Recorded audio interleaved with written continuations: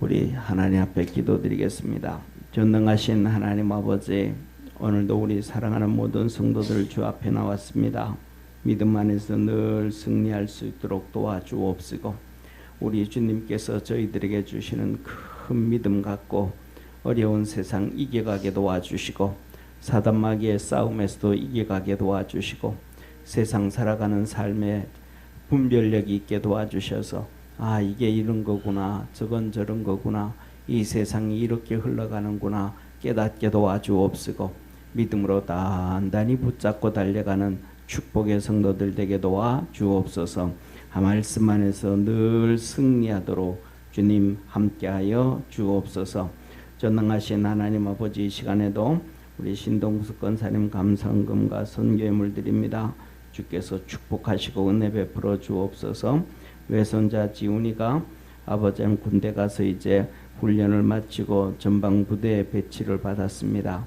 주께서 축복하시고 함께 하시고 어려움 당하지 않게 도와주시고 훈련 잘 받아서 아버지의 멋진 믿음의 사람으로 거듭날 수 있도록 도와주옵시고, 하나님의 역사를 이루어갈 수 있는 믿음의 아들 되게 도와주시옵소서. 아버지 하나님, 온 땅에 주의 복음이 증거되어지고 하나님이 영광 받으시길 원합니다. 축복해 주옵소서. 온전히 우리 주님께서 우리 모든 믿음의 성도들과 우리 권사님 삶을 전적으로 주장하셔서 하나님이 기뻐하는 믿음의 삶 살게 하옵소서. 구원하신 예수님의 이름으로 기도드립니다. 아멘. 우리 하나님 말씀 같이 봅니다. 창세기 13장 14절에서 18절 우리 한 절씩 교독하겠습니다. 롯이 아브라함을 떠난 후에 여호와께서 아브라함에게 이르시되, 너는 눈을 들어 너 있는 곳에서 동서남북을 바라보라. 보이는 땅을 내가 너와 내 자손에게 주리니 영원히 이르리라. 내가 내 자손으로 땅에 티끌 같게 하리니 사람이 땅의 티끌을 능히 셀 수 있을진데 내 자손도 세리라. 너는 일어나 그 땅을 종과 횡으로 행하여 보라. 내가 그것을 내게 주리라. 이에 아브라함이 장막을 옮겨 헤브론에 있는 마므레 상수리 숲불에 이르러 거하며 거기서 여호와를 위하여 단을 쌓았더라. 아멘. 아멘. 우리 옆에 있는 성도들하고 한번 인사하겠습니다. 믿음으로 승리해 갑시다. 아멘. 이제 오늘은 우리 성도님들 진짜 잘 나왔어요. 매 시간마다 그렇지만은 오늘 말씀 통해 가지고 우리 성도들 승리하는 하나님의 귀한 역사가 있기를 주의 이름으로 축원합니다. 오늘은 창세기 13장 14절에서 18절 하나님을 위하여. 자, 우리가 신앙생활 해가면서 사람들은 전부 다 뭐냐 하면 자기를 위해서 살라 그래요. 전부 다 모든 사람들이 다 자기를 위해서 살라 그래요. 예를 들면 이제 결혼을 했어요. 결혼을 해가지고 이제 자녀를 얻고 부부가 살아가면 대표적으로 이제 남편들이 열심히 일을 하잖아요. 그것도 결국은 누구를 위해서? 결국은 아내와 자녀들을 위해 산다고 하는데 결국은 자기 만족에, 자기를 위해서. 또 아내도 전부 다 뭐냐 하면 뒷바라지하고 애쓰고 그 다음에 돈 벌어와라 막 그러는데 결국은 누구를 위해서? 자기를 위해서. 그거 하나를 보면 이걸 보면 이 한 가지를 보면 알 수 있는데 뭐냐 하면 아이들이 1살, 2살, 3살 이렇게 클 때 보면 아이들이 뭐 좋은 옷이고 안 좋은 옷이고 누구 입던 옷이고 뭐 브랜드 옷이고 알아요, 몰라요? 몰라.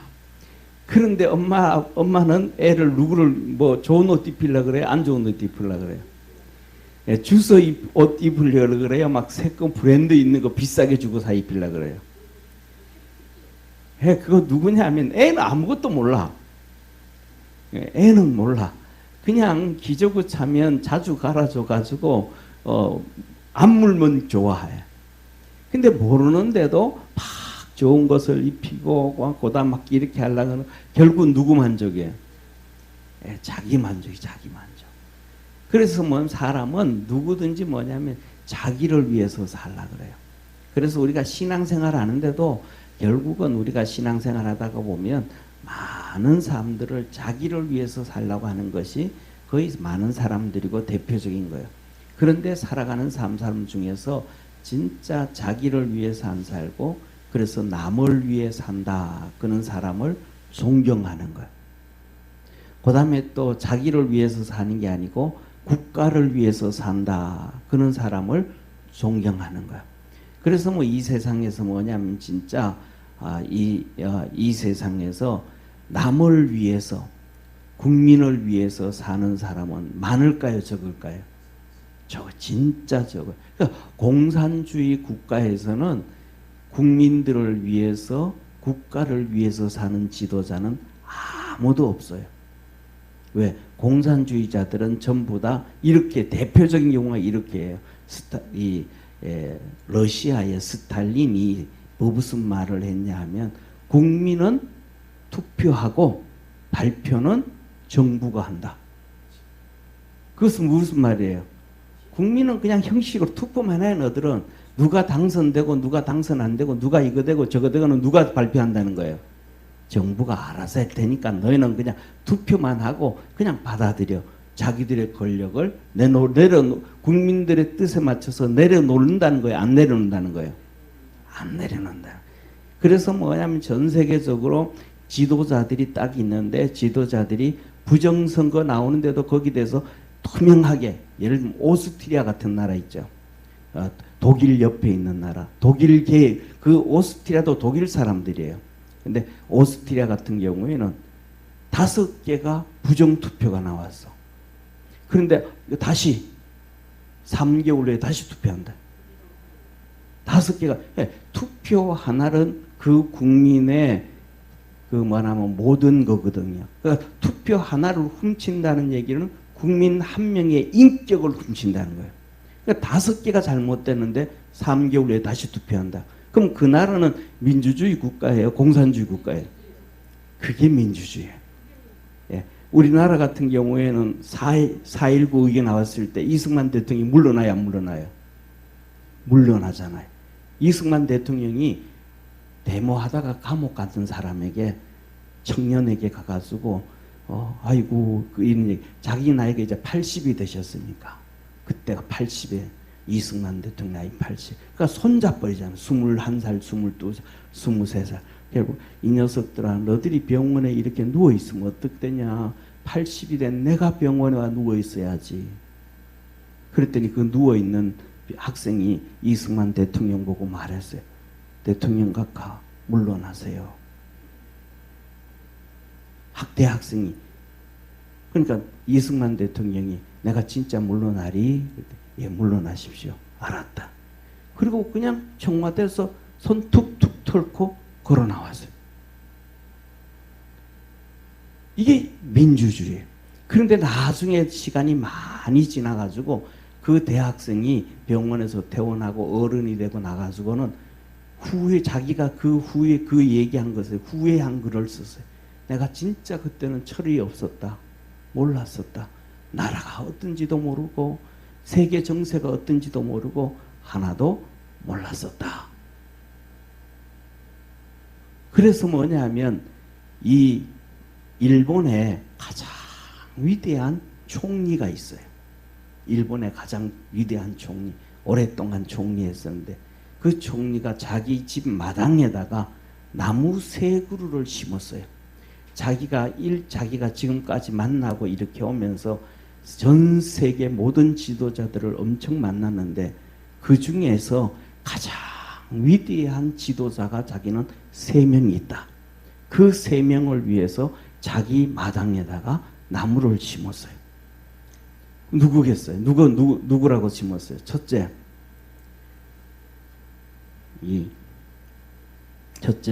레이건 대통령 결국은 소련을 무너뜨렸잖아요. 공산국가를 무너뜨렸어요.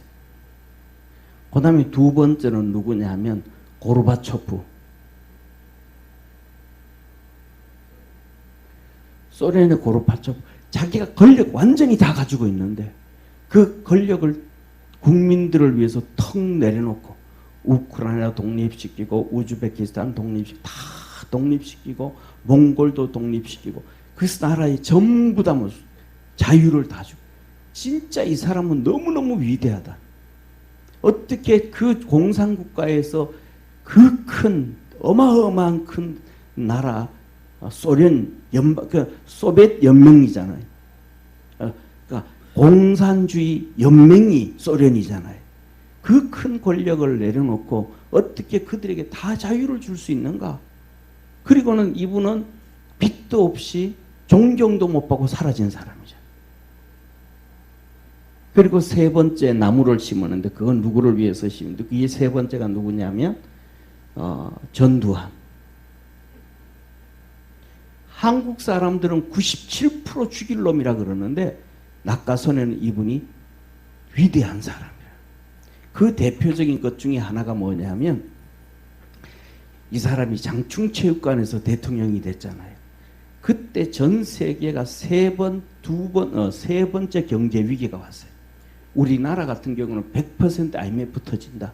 심각한 문제가 있다. 전 세계 어려움이 터지고 79년부터 80년 들어서면서 나라 망한다. 다 그랬던 거예요. 우리나라 경제 위기 심각한 위기에 빠졌어요. 대통령이 돼가지고 나라를 살리는데 어떻게 살릴 것인가? 살릴 길이 없는 거예요. 예.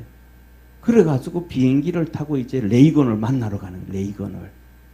레이건을 만나러 가면서 후지산을 보게 된 거예요. 그래가지고 그래. 일본한테 돈 뜯어내야 되겠다. 그래서 레이건을 만나러 갔어요. 레이건을 만나가지고 회의를 하다가 이렇게 얘기했어요. 자, 보세요.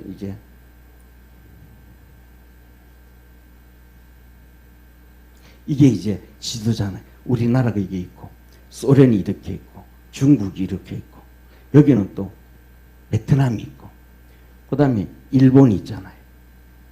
여기 북한이 있고, 전 세계가 이때만 해가지고도 뭐냐면 전 세계가 1지대, 2지대, 3지대라 그랬어요. 그러니까 1지대는 1지대끼리 외교해. 2지대는 2지대끼리 외교해. 3지대는 여기에 다 외교를 해. 이게 뭐냐면 1지대는 공산주의, 2지대는 민주주의, 3지대는 아랍연맹, 이슬람부터 전부. 여기서 전부 석유 다 파는 거예요. 이들이 트라우마가 보면 전 세계 문제가 터지는 거예요. 공산주의 국가에는 자기들끼리만 통화해요. 그래가지고 이때까지만 해서 예를 들면 우리나라 88년이에요. 88년 올림픽 하기 전까지만 해도 전 세계 올림픽이 양분화 딱 돼. 자유민주주의 국가에서 올림픽 한다고 하면 공산국가는 하나도 참석 안 해. 그 다음에 공산국가에서 올림픽 한다고 하면 자유민주주의 국가에는 하나도 안 해. 그러니까 올림픽 하는데 막 전부 다 싸우는 거예요. 뭐 공산주의 국가가 가져갈 거냐, 민주주의 국가가 가져갈 거냐. 얘들은 눈치 보고 있고. 근데 88 올림픽을 딱 한 거예요. 그런데 이때 그래서 동서화합이 이루어졌다 그랬잖아요. 이때 뭐냐면 전부 다가 들어온 거예요. 유일하게 뭐냐면 쿠바, 그 다음에 또 뭐 몇 나라, 세 나라가 안 들어와서. 그게 안 온 나라 이유는 뭐냐면 김일성이가 쿠바라든지 안 들어온 나라에는 뭐 예를 들면 이렇게 말할까, 우리나라로 얘기하면 청와대를 지어줄게. 그 다음에 뭐 비행기를 내가 대줄게. 뭐 해줄게. 이렇게 해서 안 왔지. 다는 다 들어와서 하나가 되어진 거예요. 그러니까 이렇게 심각하게 되어지니까 이렇게 딱 줄 서가지고 있으니까 우리나라가 어디 있는 거예요? 민주주의 국가 최전선에서 공산주의를 탁 막고 있는 거야. 그러니까 전두환 대통령이 이걸 가지고 레이건 대통령한테 우리가 공산주의를 막아서 일본이 이렇게 경제 발전을 하고 다 하고 사니까 우리 알잖아요. 81년, 80년, 81년, 82년, 83년, 84년, 85년, 86년 될 때 그때 소니 워크맨 하면 전 세계가 난리 났잖아요. 그러니까 일본에 막 엄청나게 성장해가지고 부흥해가지고 미국 뉴욕 땅을 다 사고 막 사고 건물들을 사기 시작하고 그다음에 이 미국의 LA에 유니버셜 스튜디오 있잖아요. 그것도 막 사고 막 그때는 일본이 전 세계를 다 삼킨다 그럴 정도로 막 성장이 됐던 거예요. 그러니까 우리가 여기 최전방이 있으니까 얘네들은 돈도 하나도 안 쓰고 무기 하나도 안 쓰고 국방력 하나도 안 들이면서 잘 사는 건 우리가 지켜주기 때문이다. 이걸 이제 레이건한테 얘기해가지고 돈을 그러니까 100억 불 우리나라 지금 얘기하면 10조를 받아내야 되겠다. 그래가지고 그거 가지고 미국한테 당신들 무기 사줄게. 그러니까 레이건 우리가 하는 일에 동참해줘라. 예스 해라. 그런 거예요. 그랬더니 레이건이 예스를 했을까요? 안 했을까요? 예? 예스를 하는 거예요. 그런 건 예스 해줄 수가 없어. 쓱 웃고 지나가면 통과야. 막 안 돼. 그러면 막 난리 피우면 이건 안 되는 건데 그냥 이러면 통과된 거야. 왜? 서로 그런 것들은 막 두 나라가 짜고 치면 안 되니까 그냥 침묵만 하고 가만히 있기만 하면 돼. 웃으면 통과된 거야. 그렇게 통과돼가 그렇게 해가지고 와가지고 이제 전두환 대통령이 외무부에다 얘기해가지고 가장 심각한 외교 결례를 일으켜요. 그런 것들은 정부 대 정부가 미국 이렇게 일본하고 얘기해야 되는데 그 얘기 안 하고 우리나라 외교부 이 장관이 일본 대사 불렀어요. 외무부로 들어와. 들어가니까 야 우리 지금 이런 상황이니까 너들 100억 불 내놔 10조 내놔. 우리 그 36년 동안 막 해가지고도 한 3조밖에 못 받았잖아. 3조 5천억밖에 일본한테. 그런데 10조 내놔 그러니까 이거는 엄청난 외교 결례거든요. 난리가 난 거예요. 막 그때 낙가소네가 뭐냐면 총리였거든요. 난리가 난 거예요. 막 그래가지고 그래도 뭐 하여튼 전두환 대통령이 김신조를 때려잡은 사람이잖아요. 김신조 담당할 때 청와대 담당 거기에 삼청대 거기를 지킨 사람이 바로 뭐냐면 전두환 대통령이거든요. 거기다가 포를 갖다 놓은 사람이 전두환 대통령. 다른 사람들은 그 청와대에 포를 못 갖다 놔요. 왜? 그 잘못하면 대통령에서 싸면 박살나잖아요. 그러니까 얘기를 못 하는데 전두환 대통령 여기 무슨 일이 날지 모르니까 포 갖다 놔야 됩니다. 하고 그래서 또 박 대통령이 허락해가지고 포를 갖다 놨어요. 김신조가 들어왔을 때 거기에다 포를 가지고 그냥 조명탄을 펑펑 쏴니까 대나처럼 밝아져가지고 이들이 청와대로 못 들어오고 도망을 가기 시작한 거예요. 그래서 잡아들였어요. 전두환 대통령이 밀어붙이는 데는 일가견이 있잖아요. 그러니까 계속 밀어붙인 거예요. 그래서 타협을 봤어. 그래서 뭐냐 6조 주기로 했어요. 6조. 엄청난 80년대 6조라면 어마어마한 사건이잖아요. 6조를 받아냈어요. 그런데 낙가소네가 한국에 와서 이제 회담을 하게 됐어요. 6조 주기로. 그랬더니 또 큰 인심을 썼어요. 전두환 대통령이. 무슨 큰 인심을 썼냐면 그냥 4조만 줘. 2조 깎아줄게. 4조만 줘. 2조 깎아줄게. 어마어마한 돈이잖아요. 그죠? 그 대신 하나 더 줘. 뭐 줘? 2조 안 받을 테니까 반도체 내놔. 반도체. 그래서 삼성이 반도체를 가져와가지고 30년 우리가 울고 먹고 있는 거예요. 2조가 아니라 200조 이상을 벌어온 그 일들이 그리고 전 세계 우리가 지금 사용하는 휴대폰 중에서 그다음에 와이파이가 되고 뭐가 되고 엄청나게 전 세계 빠르잖아요.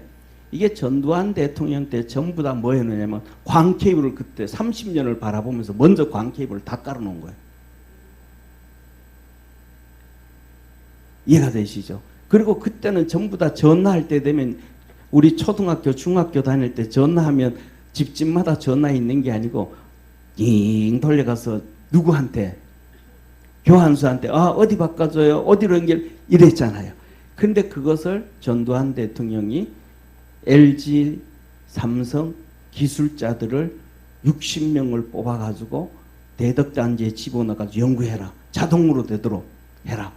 그거 해가지고 그 다음에 9시 뉴스에 나왔잖아요. 청와대에서 어디까지 울릉도로 직접 그냥 전화하는 거 나왔었잖아요. 이게 전 세계에서 3번째인가 4번째 우리나라가 발전된 거예요. 미국, 그 다음에 독일, 일본이 그때 있었는지 없었는지 몰라요. 하여튼 그 3번째, 4번째 정도 될 정도로. 그래서 그 시대에 이분을 경험했던 낙가소내가 야, 이분은 진짜 가장 위대한 사람이다. 박정희 대통령, 이승만 보다가도 자, 그분들은 경험 안 했으니까. 그래서 자기 마당에 새 그루를 심어 놨던 거예요. 다시 말하면 나라를 위해서, 백성을 위해서 일하는 사람은 이거는 뭐냐면 가장 민주적인 그런 사람들이다. 응? 그런데 자 보세요. 이걸 왜 말씀을 드리냐면 하나님도 그러시는 거예요.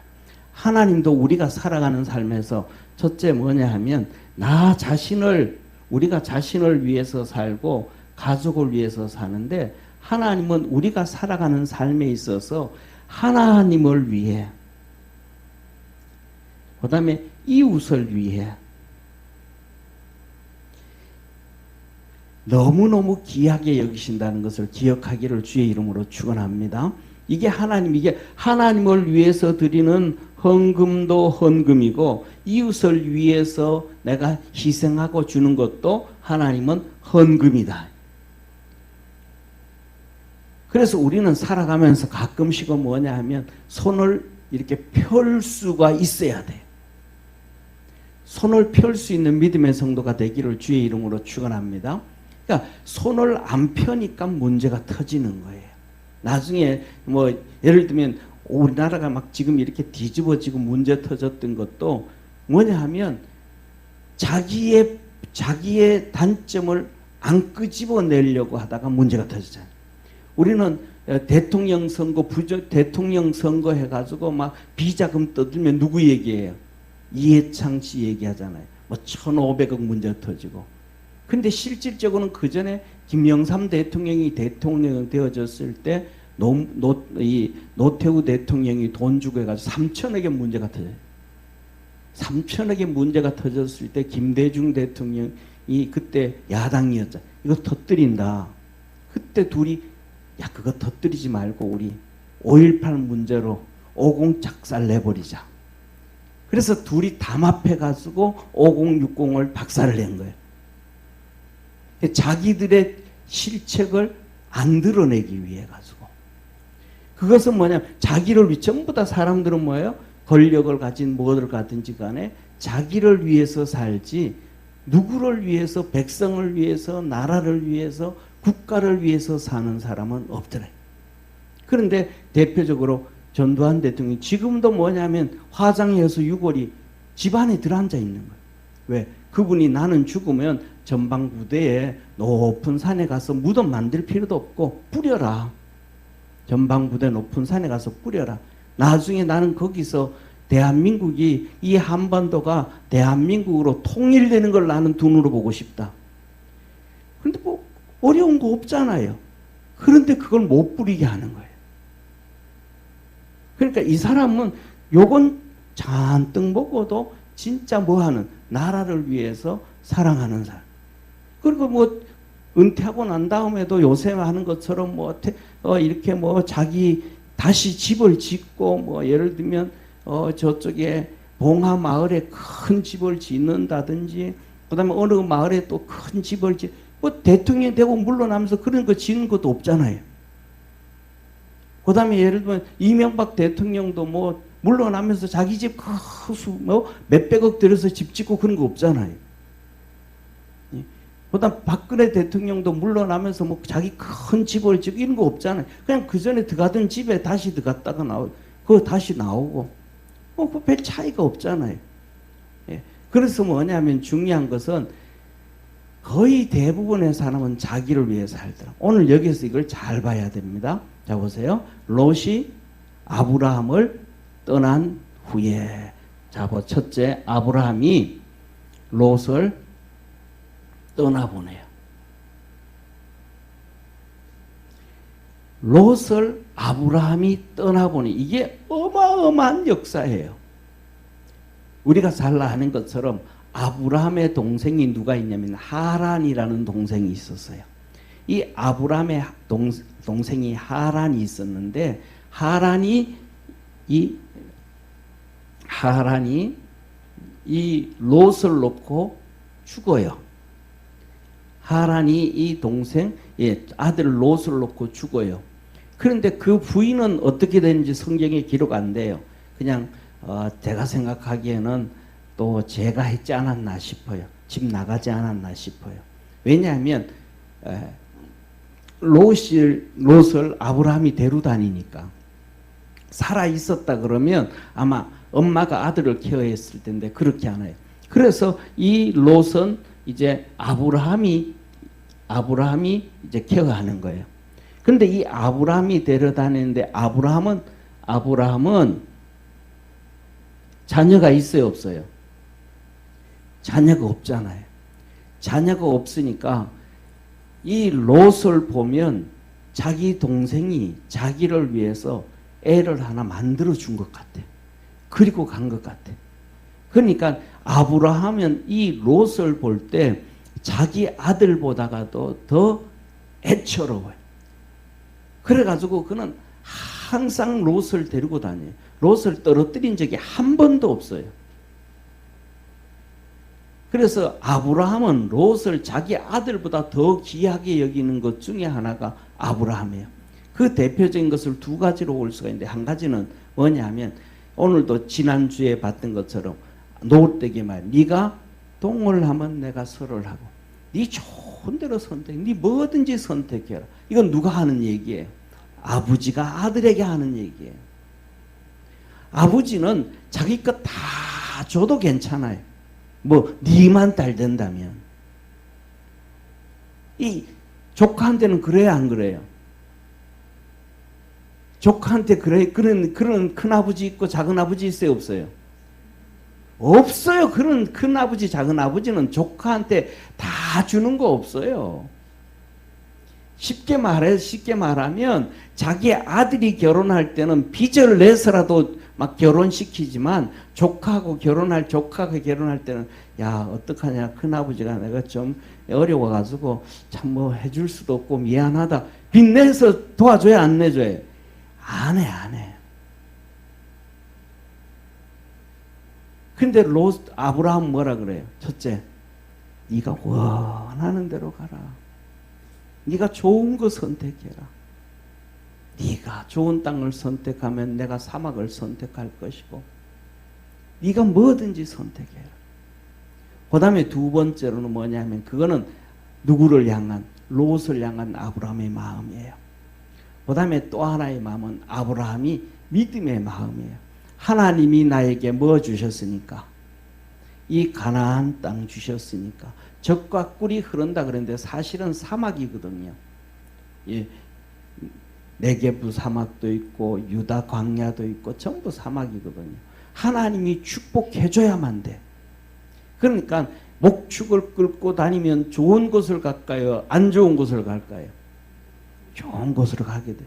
그래서 그를 보내고 내가 안 좋은 곳 이것도 하나님이 함께하면 된다. 이게 아브라함의 신앙이에요. 그래서 아브라함이 자기 아들 같은 아들같이 여기는 보다 더 귀한 롯을 내려놓는 거예요. 저와 여러분들이 아브라함이 이렇게 롯을 떠나보내고 내려놓듯이 저와 여러분들도 믿음 안에서 내려놓을 수 있는 믿음의 성도가 되어지기를 축원합니다. 그렇게 내려놓을 때 오늘 본 말씀 뭐라 그래? 여호와께서 아브라함에게 이르시되 너 눈을 들어 너 있는 곳에서 동서남북을 바라봐라. 다시 말하면 이렇게 내려놓을 때 하나님이 만나 주셨다. 그 다음에 두 번째로는 이렇게 되어지니까 뭐냐 하면 하나님이 아브라함을 축복해 주시는데 하나님이 축복하시는데 세 번째는 아브라함의 믿음이 있었다. 믿음. 따라합시다. 믿음. 믿음. 그러면 저 보세요. 뭐라 그래? 하나님이 아브라함에게 뭐라 그래? 너 동서남북을 바라봐라 그런단 말이에요. 그러면 동서남북 바라보라 그러면서 하시는 말씀이 이렇게 말씀해요. 보이는 땅을 내가 너와 내 자손에게 주리니 영원히 이르리라. 아멘. 자, 그러면 권사님, 우리 여기 있잖아요. 이덕준 권사님. 하나님이 우리 권사님에게 나타나셔서 네가 동서남북을 바라봐라. 보는 땅은 다 너에게 줄게. 그러면 어떻게 바라보실래요? 예? 내가 생각하기에는 이게 뭐냐 하면 이게 지혜와 지식의 순인 것 같아. 어떤 사람은 그 40배 되는 만환경을 사가지고 아마 이 40배 되는 만환경을 사가지고 아마 어디 올라가냐 하면 남산 타워를 올라갈 거야. 그때는 타워가 없으니까 높은 산에 올라가가지고 동서남북 만왕경으로 막 볼 거야. 왜? 하나님 뭐라 그래? 너와 내 자손에게 영원히 내가 한번 결정함에 따라서 내 후손들이 살아가는 나라를 세워가는데 그 땅이 되어진단 말이에요. 그러니까 40배 되는 만왕경을 빚을 내서라도 사야지. 그리고 어디 올라가야 돼요? 높은 곳에 올라가야지. 그런데 하나님은 더 나아가가지고는 뭐라 그러냐면 여기서 보면 자 보세요. 같이 읽습니다. 시작. 너는 일어나 그 땅을 종과 행으로 행하여 보라. 내가 그것을 내게 주리라. 이제는 그렇게 봤어. 봤는데 이 다음에는 어디 가야 돼요? 종과 행을 행하면 다 걸어다니. 종으로 갔다가 행으로 가야 돼 이제. 그러면 적통화를 사야 되겠잖아요. 아니 한번 소 달구지 타고는 안 될 거 아니에요. 왔다 갔다가 그냥 일생 죽을 거 아니에요. 그런데 아브라함은 어떻게 하냐면 보세요. 아브라함의 믿음은 눈으로 보는 게 아니고 믿음의 눈으로 보는 거야. 따라합시다. 믿음의 눈. 믿음의 눈. 아브라함이 믿음이 컸다 이 말이에요. 그래서 그 다음부터는 자기 머리로 계산하는 게 아니고 이 머리로 생각하는 게 아니고 믿음으로 생각해. 믿음으로 하나님 동서남북 바라봐라. 그랬더니 딱 눈 감고 하나님 봤습니다. 어디냐? 예, 동쪽은 유프라테스 강입니다. 이라크와 이란의 경계. 그가 살았던 곳. 그리고 북쪽은 저 하란까지입니다. 그 다음에 서쪽은 대해 끝 지중해 들어가지 못하고 남쪽은 애굽까지입니다. 그 사우디 전체를 하나님 내 동서남북 봤습니다. 이 종과 행을 행하여 봐. 예, 내가 믿음의 눈으로 걸었습니다. 믿음의 눈으로 보고 믿음의 길로 걸었다는 거예요. 하나님이 그래 됐다. 하나님이 지금 아브라함을 축복해 주실 때는 아브라함에게 믿음이 있었어요, 없었어요? 믿음이 있으니까 복을 받는 거예요. 저와 여러분들도 머리를 잘 굴리지 말고 믿음을 잘 굴리시기를 주의 이름으로 축원합니다. 자, 그래서 여호수아에 보면 하나님께서 말씀하고 있어요. 여호수아서를 한번 보세요. 여호수아에서 보면 아브라함이 받던 그 믿음에 대해서 그 땅을 얘기해 주고 있어요. 여호수아서 1장을 한번 보세요. 여호수아서 1장 찾았어요?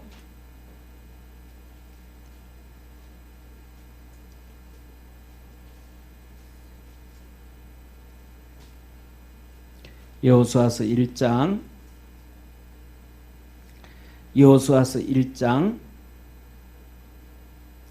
우리 1절부터 우리 4절까지 그 밑으로 계속 하는데 5절까지 있는데 4절까지 한번 볼게요. 같이 읽습니다. 여호수아서 1장 1절 시작. 여호와의 종 모세가 죽은 후에 여호와께서 모세의 시종 눈의 아들 여호수아에게 일러 가라사대 내 종 모세가 죽었으니 이제 너는 이 모든 백성으로 더불어 일어나 이 요단을 건너 내가 그들 곧 이스라엘 자손에게 주는 땅으로 가라. 내가 모세에게 말한 바와 같이 무릇 너희 발바닥으로 밟는 곳은 내가 다 너희에게 주었노니 곧 광야와 이 레바논에서부터 큰 하수 유브라데에 이르는 해쪽 속 온 땅과 또 해지는 편 대해까지 너희 지경이 되리라. 이스라엘 땅이 뭐라는 거예요? 하나님이 4절에 뭐라 그래요? 레바논에서부터 큰 하수, 레바논 위에 이스라엘 위에 있는 레바논, 지금으로 얘기하면 시리아 그쪽 하란으로부터 시작해서 이 유프라테스 강까지 동쪽에 이르기까지 주고 그 다음에 해지는 편 대해 지중해까지 너희에게 주고 그것 지경이 되리라. 5절에 너희 평생에 너를 능히 당할 자 없으리니 내가 모세와 함께 있던 것 같이 너와 함께 있을 것임이라. 내가 너를 떠나지 아니. 가서 네가 발로 밟으면 전쟁하면 다 이긴다. 뭐 할 때만 따라합시다. 믿음으로 가서 전쟁하면 다 이긴다. 그런데 아이성에서는 이겼어요, 졌어요? 졌어요. 왜? 믿음으로 안 갔잖아. 머리 계산했잖아요. 아이성을 칠 때는 뭐라 그래? 아이성, 저 조만한 성이니까 우리 군대 3,000명만 보내면 됩니다. 3,000명. 그래서 그거 합시다. 밑에서 그렇게 얘기하니까 여호수아가 그러자고 그러면. 그런데 갔는데 전쟁에서 어떻게 됐다? 실패했다. 저와 여러분 하나님의 복을 받는 것은 믿음이라는 것을 기억하기를 축원합니다. 자, 아브라함이 이렇게 해서 롯을 떠나 보냈더라. 이 하나님의 축복을 받았더라. 그래서 저와 여러분은 이렇게 믿음이 세워져야 돼. 첫째 우리가 보세요. 우리는 잘 아는 것처럼 욥이 나와요. 욥이 뭐 한 거예요? 믿음이 있었어요. 욥의 아내는요. 믿음이 없었어요. 그는 눈에 보이는 것만 계산해. 눈에 보이는 돈, 눈에 보이는 자식, 눈에 보이는 평안함. 그래서 롯의 아내가 롯 보고 뭐라 그래요? 너 믿는 하나님 저주하고 죽어라. 그랬더니 롯이 뭐라 그래요? 욥이 뭐라 그래요? 이 사람아 어째 그래 어리석은 얘기를 하냐. 주신 분도 하나님이시고 취하신 분도 하나님이시고 빈손으로 왔으니 빈손으로 가는 것이 당연한데 하나님이 주신 것에 감사했어야지. 지금 내가 아무것도 없고 내가 병들어 있으면 내가 건강했을 때 감사하고 건강하게 살게 해주셨음에 감사하고 자식들 그렇게 많게 잘 놓고 그들을 통해서 행복했을 때가 감사하고 하나님이 엄청나게 부를 주셨을 때 그때 내가 감사하고 지금은 없지만 이 사람 어찌 그리 모르나. 그래서 성경에 그러잖아요. 욥이 입으로 범죄하지 아니하였더라. 뭐가 있으니까? 믿음이 있으니까 믿음의 말을 하니까 입으로 범죄하지 않는 거예요. 그 다음에 두 번째 우리가 잘 아는 것처럼 야곱. 따라합시다. 야곱은 진짜 늦게 누구를 낳아요? 요셉을 낳아요. 요셉을. 자 봐요. 야곱이 요셉을 만날 때 나이가 몇 살이었어요? 135세였어요. 그대 나이 몇인가? 내 나이 135세인데 열조에 미치지 아니하였나이다. 그러나 내가 험악한 세월을 살았나이다 라고 바로한테 고백을 해요. 요셉은 이때 나이 몇 살이에요? 요셉은 첫째 30살에 총리가 돼요. 그리고 7년 풍년이 있었어요. 그리고 2년 흉년이 있었어요. 그리고 앞으로 5년 더 흉년이 있을 거라 그래요. 그러니까 요셉의 나이가 39이에요. 앞으로 이제 5년 더 있을 거니까 39이에요. 그러면 35 빼기 39 하면 몇이에요? 96이에요. 그러니까 야곱이 요셉을 낳은 나이가 96세예요.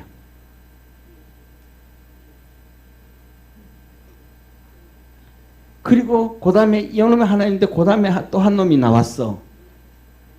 그 놈이 베냐민이에요. 이 베냐민을 데리고 이 베냐민 배부른 라헬을 데리고 고향으로 오다가 베들레헴 가까이 와서 애를 놓고 라헬이 죽어버려. 그러니까 이때 죽을 거니까 보통 이렇게 되면 한 100세 정도는 낳았다고 볼 수 있는 거예요. 그러니까 이 베냐민이 이제는 이 요셉은 없어져서 죽었는 줄 알았는데 이 베냐민만 데리고 있으니까 얼마나 힘들겠어요. 그런데 이 베냐민을 이제 버려야 될 때가 됐어. 자식들이 가가지고 곡식을 사가지고 왔는데 그 다음에 그 곡식이 다 떨어지도록 곡식을 또 못 사러 가. 왜? 총리가 얘기했거든요. 너희 동생 베냐민 데려와라. 안 그러면 너들 곡식 못 판다. 그 형제들이 10명이 막 죽으라 그러는 거예요. 막 곡식은 떨어져서 새끼들하고 손자들하고 다 먹고 죽어가는데 살아가야 되는데 베냐민을 안 데려가면 곡식을 못 사니까 베냐민과 아버지와의 관계는 생명줄과 같은데 그 요셉도 잃어버렸는데 베냐민까지 잃어보면 아버지 못 산다는 거예요. 그래서 아버지한테 가서 막 이게 거의 견디다 못해서 아버지 야곱한테 얘기, 아버지 베냐민 데려가야 됩니다. 유다가 뭐라 그러면 내가 나중에 그래요. 내가 감옥에 있을 테니까 요셉한테 그래요. 유다가 내가 감옥에 있을 테니까 베냐민은 돌려보내라고. 쟤는 우리 아버지 목숨줄하고 똑같은 거라고. 그래서 이 자식들이 10명이 와서 얘기해요. 야곱한테. 아버지 베냐민만 아니면 우리가 2번이나 벌써 가서 곡식 사왔어야 되는데 곡식을 못 사와서 우리 다 죽게 생겼습니다. 아버지 어떻게 하면 되겠습니까? 야곱이 알았다. 좀 기다려라 그래요. 그래서 한 2, 3일을 기다려요. 야곱이 생각을 하는 거 깊이 고민하는 거예요. 그리고 결론을 내려요. 야곱이.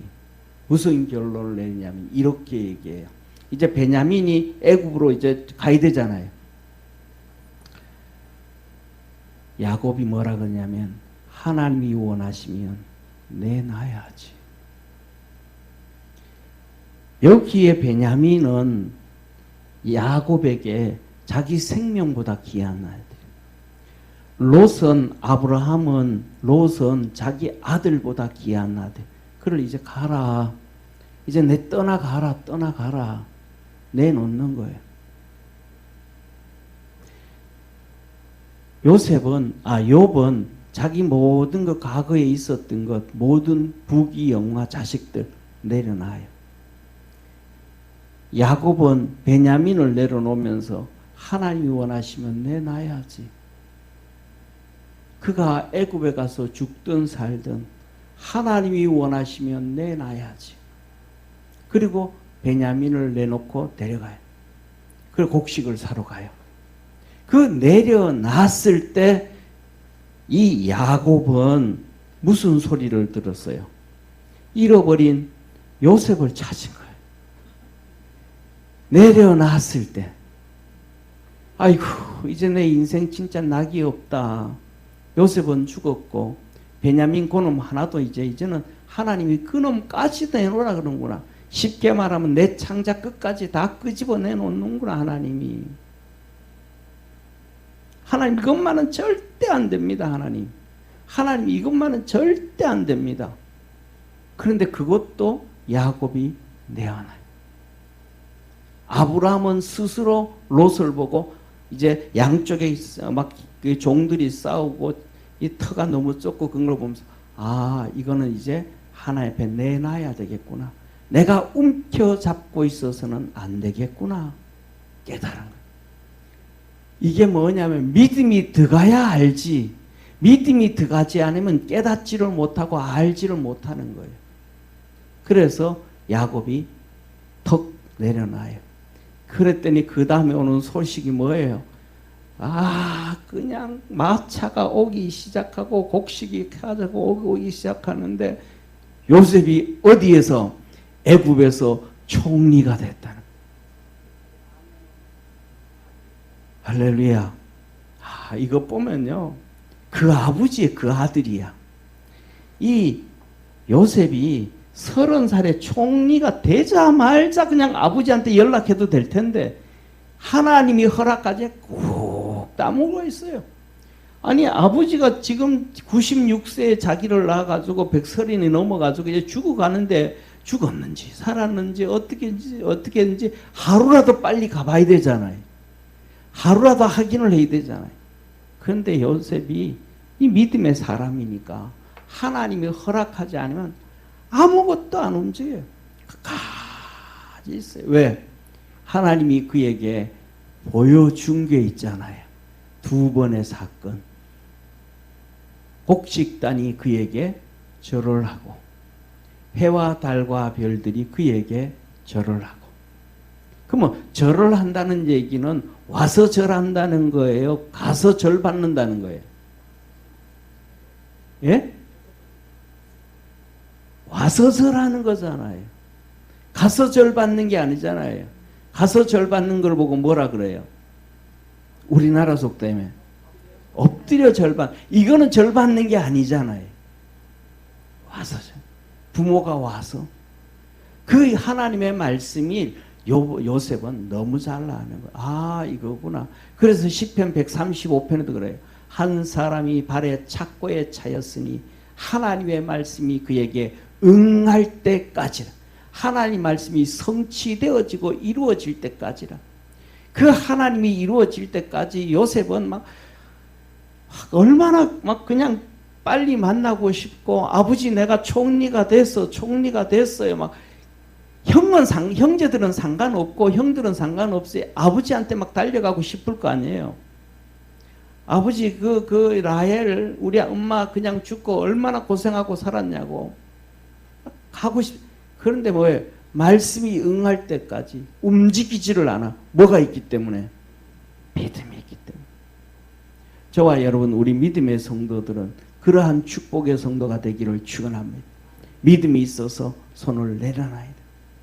그래서 가장 예수님의 37개 정도의 비유가 성경에 기록되어져 있는데 그 중에 양대 산맥이라고 하는 비유 중에 하나가 뭐냐면 선한 사마리아인의 비유와 탕자의 비유, 구원하고 선한 사마리아인의 비유. 그래서 저와 여러분, 우리는 뭐냐, 믿음으로 손을 펼 수 있는, 그때 주님은 만나 주시고 축복해 주시고 손을 펼 수 있다라는 얘기는 내게 뭐가 있다? 믿음이 들어가 있다. 믿음이 들어가 있지 아니하면 절대로 손을 펼 수 있다 없다?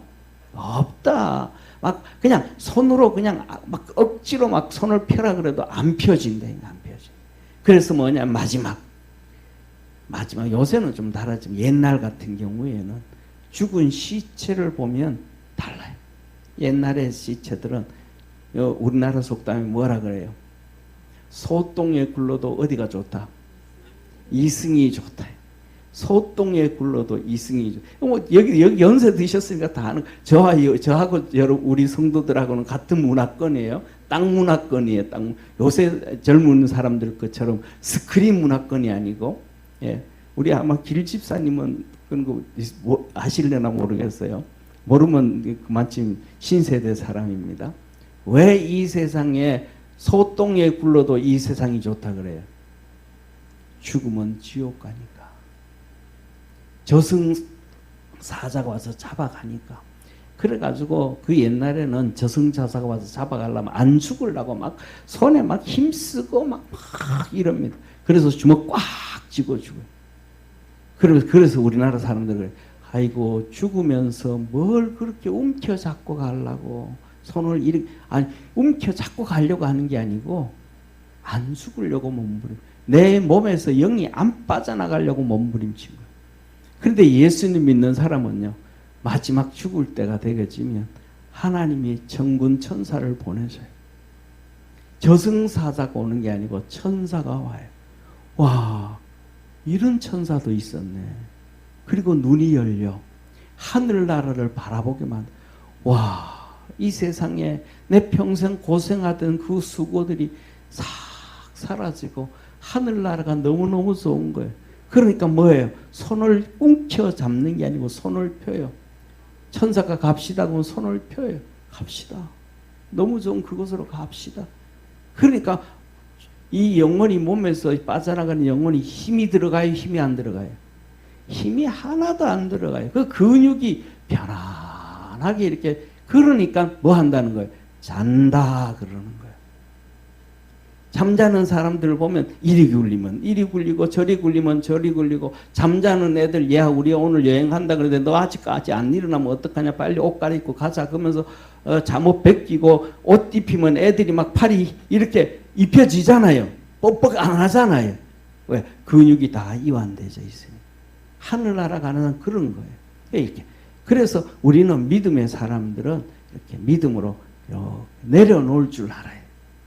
그래서 하나님의 은혜와 축복이 우리 성도들에게 있고 믿음이 충만해지기를 주의 이름으로 축원합니다. 보세요. 오늘 하나님이 그 다음에는 뭐라 그래요? 종과 행을 행하여 보거라. 여호수아에게도 종과 행을, 네가 바른 땅은 다 네 것이 되리라. 창세기 14장에 무슨 사건이 터져요? 롯이 붙잡혀가는 거예요. 4개 연합군과 5개 연합군이 전쟁을 해요. 나라가 4개 연합, 그 어마어마한 군대거든요. 그런데 아브라함이 318명을 데리고 가서 그 연합군과 싸우는데 이게 왜 이겨요? 따라합시다. 하나님의 기적이다. 왜? 하나님이 말씀하셨거든. 종과 행을 행하여 보거라. 다 네 것이 되리라. 오늘 이 본문 말씀에 이 은혜를 입고 난 다음부터는 아브라함에게 어려움이 없어요. 그냥 형통한 일들이 어디 가든지 간에 누가 방해하고 누가 뭐라 그러고 이렇게 하면 그냥 하나님의 역사가 이루어지고 브엘세바의 7 우물을 파괴되어지고 일들이 이루어져 가요. 우리 성도들에게 아브라함이 이것이 축복의 전환점이 되었듯이 우리 성도들에게도 믿음의 전환점이 되어지는 역사가 있기를 축원합니다. 기도하겠습니다.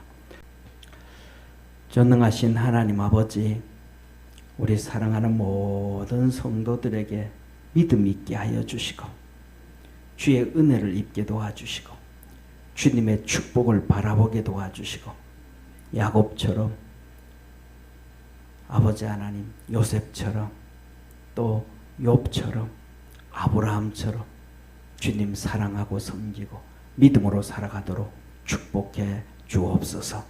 큰 은혜와 구원의 역사 이루어 주옵시고 우리가 주님 앞에, 세상 앞에 손을 펼 수 있는 복된 성도들 되게 하옵소서. 하나님의 은혜와 능력으로 살아가도록 축복해 주옵소서. 주님께서 동서남북을 바라보고 종과 행을 행하여 보라고 아브라함에게 말씀하셨듯이 우리 성도들에게도 아브라함을 통하여 복받겠다고 로마서에서, 고린도에서, 갈라디아서에서 말씀하셨듯이 그 축복의 역사가 이루어지도록 도와주시고 함께 하시고 구원의 역사 이루시옵소서. 우리를 구원하시고 아브라함의 복을 받게 하시는 참 좋으신 우리 주 예수님의 은혜와 하나님의 사랑과 성령님의 역사하심이 예배드린 모든 성도들 머리 위에 항상 함께 있을지어다. 아멘.